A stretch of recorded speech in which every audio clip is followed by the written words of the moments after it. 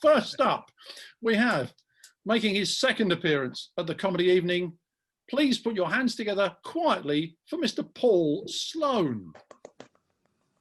Thank you, Alan, and good evening, speakers. So is this pandemic getting you down? It's getting me down, and I've noticed something about it. I've noticed that it's mutating, because it started off as coronavirus and now it's COVID-19. I noticed that, and I'm not even a biochemist. And what's the difference between coronavirus and COVID-19? I'll tell you. Only one of them's got a beer named after it. So there's an opportunity for a brewer to cash in on COVID-19. Hi guys, would you like another COVID-19? And if you're a tough guy, you drink it.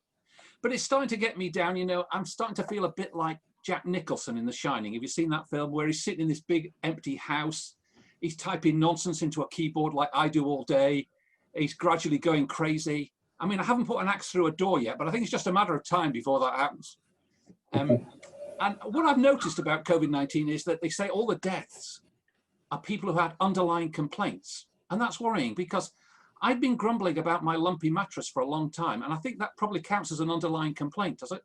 I'm not sure. Think about it. Anyway, but it also gives an indication of who started the virus. I mean, a lot of people think it started in Wuhan in a Chinese laboratory, but if you think who has a motive to kill off people with complaints, the answer's obvious, isn't it? It's the Ryanair customer service department. I mean, they hate people with complaints. And now what they can say is, you phone up, you got a complaint, die. So I think think about it. I mean, it's obvious. They're the ones that started the whole thing. And we all have to wear masks. You have to go out wearing masks all the time. That's really tedious. The only people who like wearing masks are bank robbers.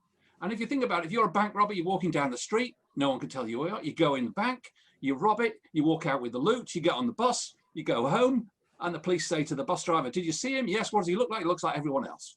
So there's a big opportunity for people to move into a bank robbery. There's it's a booming area, I think. And I'm expecting Rishi Sunak to announce a government program to retrain people from the hospitality industry to become bank robbers. It makes sense. Think about it. But the government, some of their other things are don't make a lot of sense. This thing about closing all the pubs at 10 o'clock, I don't like that. I think we'd better if we staggered the closing times. I mean, English people staggering out of pubs at different times, that's the English way, isn't it, if you think about it. So recently, because I reached the age of 45, I had the flu jab. Some people say, what's the point? Well, I got the point in my arm. I went to the flu jab station. It was a drive-in place. But the funny thing was, there was a big 5G mast there. And there were pictures of Bill Gates everywhere. And ever since I've had the flu jab, I keep getting these visions and dreams about lizards and Windows and Excel and spreadsheet. I don't know. Well, anyway, you probably understand. I don't understand it. But I did get the COVID app. I downloaded it onto my phone. Have you done that? Have you got the COVID app? It's very good. It's quite easy. I got to level 7 on day 1. The way to advance in the game is to invent symptoms. And I said, I can't taste anything. And people said, well, that's plain, Paul, because you've never had any taste for a long time, which is probably true. But what you do is you invent a bunch of symptoms, you put them in, and then they immediately get in touch. They say, who have you been in close contact with? And what you do then is you think of the 3 most annoying people you can think of. I said, Piers Morgan, Nigel Risner, and Alan Stevens.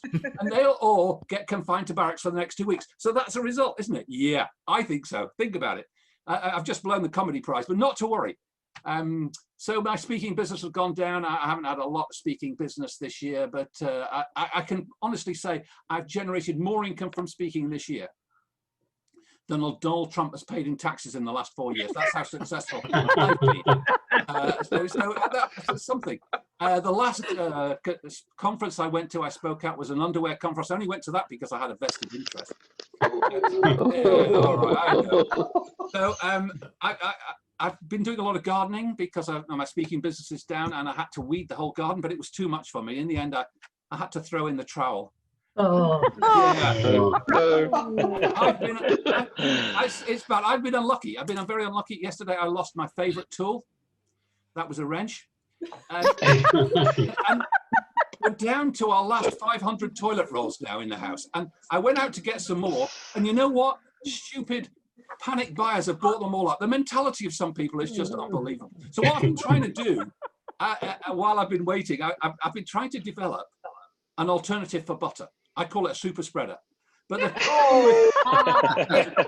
that's not the gag. The problem with finding an alternative to butter is there's hardly any margin for error. I've been playing more golf. I go out and I play golf. But I'll tell you something I've noticed about golf. I don't know whether you've ever noticed if you play golf. If you're playing golf and you go for a wee on the course, you go in the woods away from you and you're having a wee. And when you look down, you always find a lost golf ball. It's true.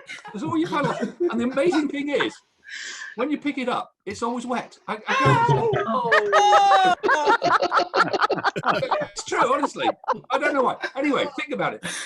So the other thing is Brexit is the big thing that's coming to. A lot of people blame the media for causing Brexit. The Express, the Mail, the Sun. And you know the Sun newspaper? It has its knockers, but I think it's okay. All right. There are some things about Europe that annoy me, and I won't mind missing them. For example, those French pancake shops. They give me the creeps. They really I went to the Czech Republic. I went to the Czech Republic once to do a speaking. I wasn't made very welcome there. I think it's because I was wearing stripes. And I went to Warsaw Stadium to watch a football match, and the problem there is you get a terrible view. Wherever you sit, you're stuck behind a pole. A Warsaw couple, they split up, and now they're poles apart. That's probably the one. I went to the Middle East speaking, and I had a big job on the day, but I was woken up at 4 a.m. by a man in a minaret screeching at the top of his voice. And you might think that was amusing, but I didn't. Somebody got it. I think he was a member of the local chapter of the PSA, the Persistently Screeching in Arabic Society. So my time's nearly up. I want to leave you with one final thought. And I know you're motivational speakers, so here's a motivational thought for you. During this pandemic, what you should do as speakers is sit tight, stand up for what you believe in, and bend over backwards to help your customers. If you can do those things, you can succeed. Think about it. Thank you. Thank you very much, Paul. Ladies and gentlemen, Mr. Paul Sloane, another silent round of applause.